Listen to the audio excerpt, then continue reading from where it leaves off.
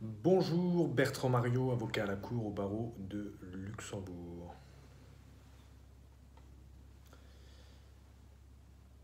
Aujourd'hui, nous évoquons une question sur les associations sans but lucratif et les fondations et la possibilité qu'elles soient soumises à l'impôt sur le revenu ou non. Donc notre exposé de ce jour s'intitule « Les associations sans but lucratif et les fondations sont-elles passibles de l'impôt sur le revenu ?»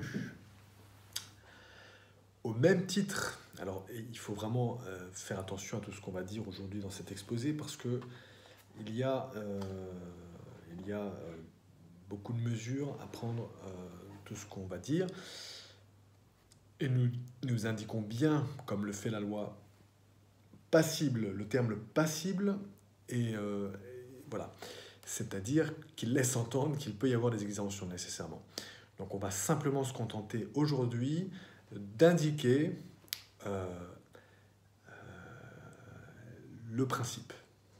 Et nous verrons ensuite que les choses ne sont pas aussi claires qu'elles y paraissent. Mais on va essayer de les rendre les plus claires possibles pour vous. Au même titre que les sociétés de capitaux, comme les sociétés anonymes, les sociétés à responsabilité limitée, simplifiées ou non, etc., les sociétés par action simplifiées, les sociétés en commandite par action, les associations sans but lucratif, ainsi que les fondations, sont tout autant soumises au paiement de l'impôt sur le revenu des collectivités, l'équivalent de l'impôt sur les sociétés en France. Il faut se reporter à l'article 159.1a de la loi modifiée du 4 décembre 1967 concernant l'impôt sur le revenu, texte coordonné au 1er janvier 2020, qui dispose que sont notamment considérés comme contribuables résidents, passibles de l'impôt sur le revenu des collectivités, les organismes à caractère collectif possédant leur siège statutaire ou leur administration centrale sur le territoire du Grand-Duché de Luxembourg suivant. Donc les organismes à caractère collectif suivants.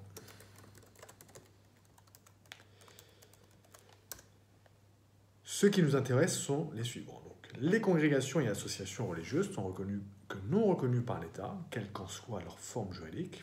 Deuxièmement, les établissements d'utilité publique et autres fondations. La loi est claire là. Troisièmement, les associations sans but lucratif. Et le dit article 159.1 ajoute encore en son point B que sont aussi passibles de l'impôt sur le revenu des collectivités les entreprises de nature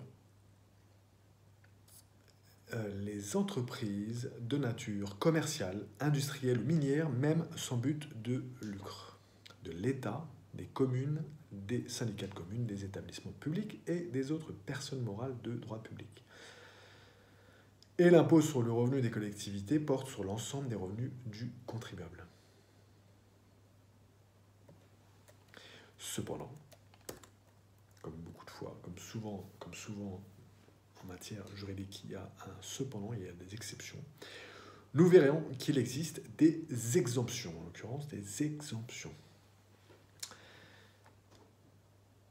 Voilà pour aujourd'hui. Pour aller plus loin, et nous allons évoquer les exemptions lors d'une prochaine publication. Pour aller plus loin, article 159 de la loi modifiée du 4 décembre 1967 concernant l'impôt sur le revenu, texte coordonné en vigueur au 1er janvier 2020. Vous pouvez trouver ce document sur le site de l'administration et c'est à la page 188 du PDF. Voilà. Article 159, l'article 159 dispose donc. Que dispose cet article 159 159.1a. 159.1, sont considérés comme contribuables résidents passibles de l'impôt sur le revenu des collectivités les organismes à caractère collectif, énumérés ici après, pour autant que leur siège statutaire ou leur administration centrale se trouve sur le territoire du Grand-Duché. 159.1a1. Les sociétés de capitaux sont considérées comme telles les sociétés anonymes, les sociétés par action simplifiée, les sociétés en commandite par action, Les sociétés à responsabilité limitée, les sociétés à responsabilité limitée simplifiée et les sociétés européennes. Les sociétés coopératives et les associations agricoles. Les sociétés coopératives englobent les sociétés coopératives organisées comme des sociétés anonymes et les sociétés coopératives européennes. Troisièmement, de notre article 159.1a, les congrégations et associations religieuses tant reconnues que non reconnues par l'État, quelle qu'en soit la forme juridique. 159.1a. 4. Maintenant, les associations d'assurance mutuelle, les associations d'épargne pension et les fonds de pension visés par la loi modifiée du 6 décembre 1991 sur le secteur des assurances, cela ne nous intéresse pas pour cet exposé. 1a. 5. Les établissements d'utilité publique et autres fondations. 1a. 6. Les associations sans but lucratif. Et ensuite, cela ne nous intéresse pas, notamment le 7 et le A. Le 7 petit a petit b ne nous intéresse pas. Et le grand B finit dans l'article 159, qui dispose toujours les entreprises de nature commerciale, industrielle ou minière, même sans but de lucre. On entrevoit aussi un peu les entreprises sociales, là, même si cela est différent, là, en l'occurrence pour ce qui suit, de l'État, des communes, des syndicats, de communes, des établissements publics et des autres personnes morales de droit public. Ensuite, l'article 159.2 dispose l'impôt sur le revenu des collectivités porte sur l'ensemble des revenus du contribuable. Voilà pour notre article 159. Donc notre exposé de ce jour qui s'intitule « Les associations sans but lucratif et les fondations sont-elles passibles de l'impôt sur le revenu ?» On aurait pu intituler notre exposé de ce jour « Les entreprises sociales sont-elles passibles de l'impôt sur le revenu ?» Cela aurait tout à fait été...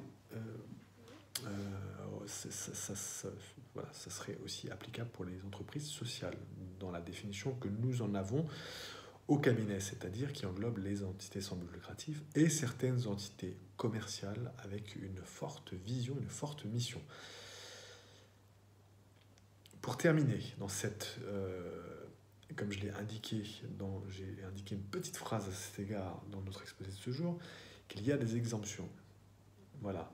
Donc, effectivement, à première vue, on pourrait se dire qu'une association, une fondation n'est pas passible de l'impôt sur le revenu. Mais la loi nous le dit quand même, l'article 159 nous le dit clairement que si. Voilà. Donc, je vous laisse un peu le suspense et demain on continuera à évoquer ce sujet passionnant dans un nouvel exposé en expliquant un petit peu de quoi il s'agit à propos de ces exemptions sur l'impôt sur le revenu des associations et des fondations. Voilà. Bertrand Mariot, avocat à la Cour. À très bientôt.